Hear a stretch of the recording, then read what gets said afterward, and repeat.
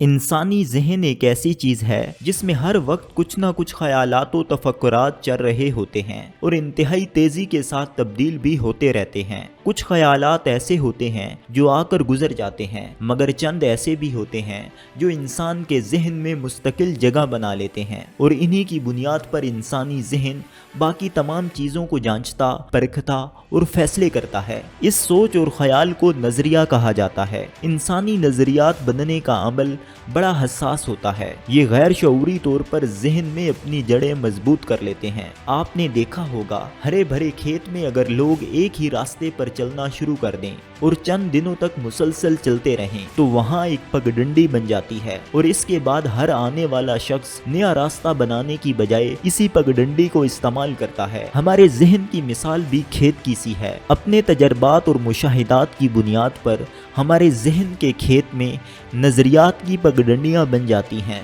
جن کو پھر تبدیل کرنا انتہائی مشکل ہو جاتا ہے۔ اس کے بعد کوئی بھی نیا تجربہ، مشاہدہ اور علم جو ہمارے ذہن میں آتا ہے، ہونا تو یہ چاہیے کہ وہ اپنا الگ راستہ بنا لے، مگر وہ بھی پرانے بنے ہوئے راستوں سے گزر جاتا ہے، اور اسی وجہ سے انسان کو نئی چیز ہونے کے باوجود بھی کچھ نیا نہیں لگ رہا ہوتا۔ جب نظریات کی یہ پگڈنڈیاں پختہ ہو جاتی ہیں تو پھر نئی چیز کی جرأت نہیں ہوتی کہ وہ ان کو چھوڑ کر نیا راستہ بنائے۔ ہم میں سے اکثر لوگ ان پرانی پگڈنڈیوں کی وجہ سے نیا نہیں سوچتے اور نتیجتاً فکری لحاظ سے پیچھے رہ جاتے ہیں۔ ہم ایک طرح سے اپنے ذہن کی قید میں ہیں۔ اس طرح کے دماغ ہمیں مجبور کر رہا ہوتا ہے کہ پہلے سے بنے نظریات کے مطابق چیزوں کو پرکھا جائے۔ ایک تحقیق کے مطابق ہم لوگ اپنی 90% ذہنی، روحانی، شعوری اور جسمانی توانائیاں صرف اپنے زندہ رہنے پر لگا رہے ہوتے ہیں، جبکہ نئے افکار، نئی سوچیں اور نئی تخلیقات کے قریب بھی نہیں جاتے۔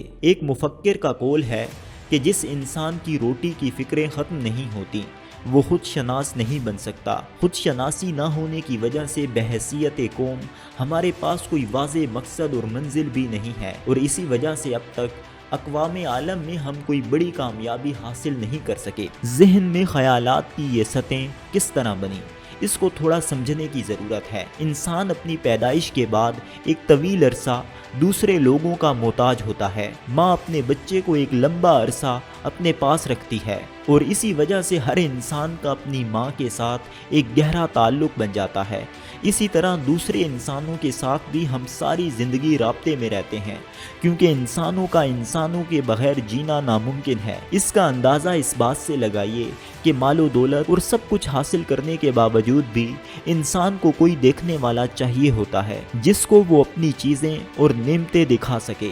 دوسرے انسانوں پر منحصر اس دور میں ہمارے ذہن کی نظریاتی سطحیں مندرجہ ذیل عوامل کی بنیاد پر بن جاتی ہیں۔ نمبر 1، تجربات۔ آپ نے کسی کام کا تجربہ کیا اور اس کا جو نتیجہ نکلا اس نے آپ کے ذہن میں خیال کی ایک سطح بنا لی، اور ساتھ میں آپ کے ذہن میں یہ بات بھی بیٹھ گئی کہ آئندہ جب بھی ایسا کام کریں گے تو اس کا نتیجہ ایسا ہی نکلے گا۔ وکٹر فرینکل اپنی کتاب مین سرچ فار میننگز میں کہتا ہے کہ انسان اپنے ساتھ ہونے والے ہر واقعے کو معنی دیتا ہے، حتیٰ کہ برے سے برے واقعے کو بھی معنی دیتا ہے۔ یہ لازم نہیں کہ انسان کی رائے درست بھی ہو، کیونکہ انسان اپنے ساتھ ہونے والے واقعات کو جو بھی معنی دیتا ہے اس کی بنیاد اچھے لگنے یا برے لگنے پر ہوتی ہے۔ یعنی کوئی چیز دل کو اچھی لگی تو وہ اچھی، اور کوئی چیز ناخوشگوار لگی تو وہ بری ٹھہرائی جاتی ہے، جبکہ ایسا ممکن ہے کہ کوئی تکلیف انسان کو ملے اور وہ اس کے لیے بہتر ہو۔ جیسا کہ انجیکشن انسان کو برا لگتا ہے، لیکن یہی انجیکشن اس کو بیماریوں سے بھی بچاتا ہے۔ واقعہ اہم نہیں ہوتا جتنا کہ اس واقعے پر رد عمل اہم ہوتا ہے۔ تاج محل کا نام اس کی تعمیر کے پس منظر سے آپ واقف ہوں گے۔ یہ شاہ جہاں نے بنوایا تھا، اور اس کی وجہ یہ بنی تھی کہ اس کی ایک چہیتی بیوی اپنے 8ویں بچے کی پیدائش پر فوت ہو گئی تھی۔ شاہ جہاں کو اس سانحے کا اتنا دکھ ہوا کہ اس نے اپنی بیوی کی یاد میں ایک عظیم الشان محل تیار کروایا، جس میں اپنے وقت کا بہترین اور قیمتی ترین ماربل استعمال ہوا۔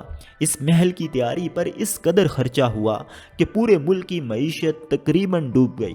بالکل اسی طرح کا ایک واقعہ یورپ میں بھی ہوا۔ ایک بادشاہ کی محبوب بیوی مر گئی، مگر وہاں کوئی محل تعمیر نہیں ہوا، بلکہ اس نے پورے ملک سے بیوہ خواتین کو بلایا اور ان کو موسیقی کی تربیت دی تاکہ یہ اپنے پاؤں پر کھڑی ہو سکیں۔ اس نے اپنی بیوی کی موت کے رد عمل میں انسانیت کو فائدے دینے کا سوچا تاکہ کل کوئی بھی خاتون محتاجی اور قسم پرسی کی زندگی نہ گزارے، بلکہ اپنے ہنر کو کام میں لا کر اپنے لیے پیسے کما سکے۔